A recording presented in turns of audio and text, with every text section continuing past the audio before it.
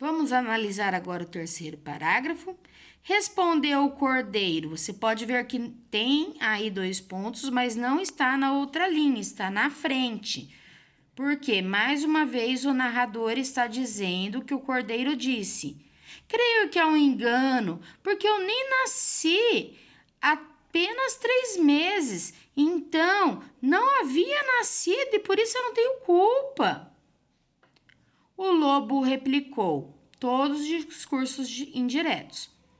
Tens culpa pelo estrago que fizeste pastando no meu campo? Disse o cordeiro.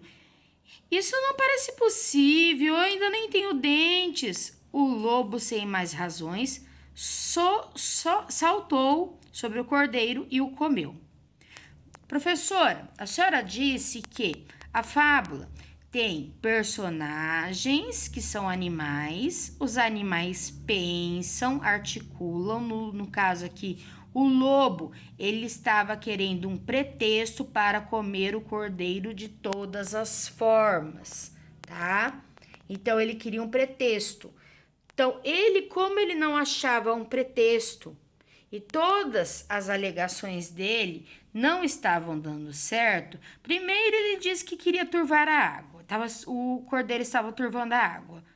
O cordeiro humildemente disse que não estava. O cordeiro era humilde. O lobo que era ardiloso, malvado, muita maldade. Por quê? Porque queria comê-lo, devorá-lo de qualquer maneira.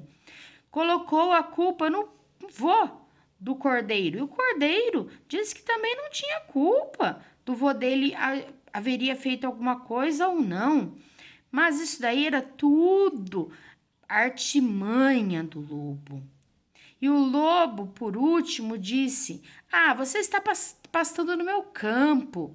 De todas as maneiras, ele queria um pretexto para colocar a culpa no cordeiro e assim o devorou. Vamos analisar. No final dessa história, tem moral? Não. Não tem. Não tô vendo moral aqui no final, não. Então essa fábula não tem moral? Tem sim.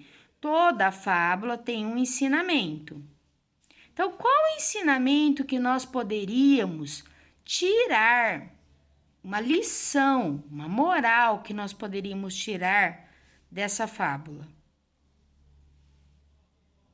Que as pessoas, quando querem fazer o mal, elas conseguem, elas vão até o fim.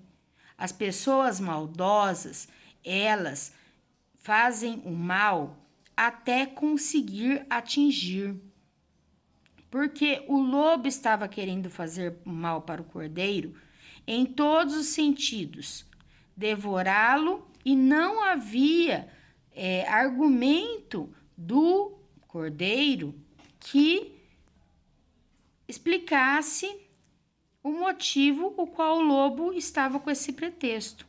Então, também pode-se colocar uma moral assim: os argumentos não são válidos para as pessoas maldosas, porque ele argumentou que ele não tinha culpa, mesmo assim a maldade do lobo prevaleceu.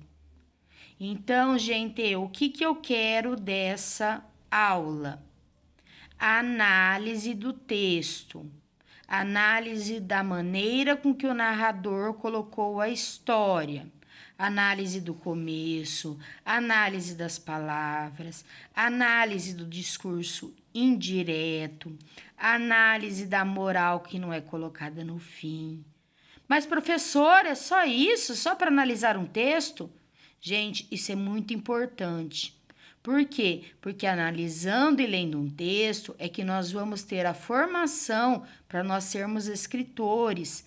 Lá no depois, para nós adquirirmos o conhecimento e escrevermos de uma maneira melhor, que vai ser muito importante para um 4º ano, ok?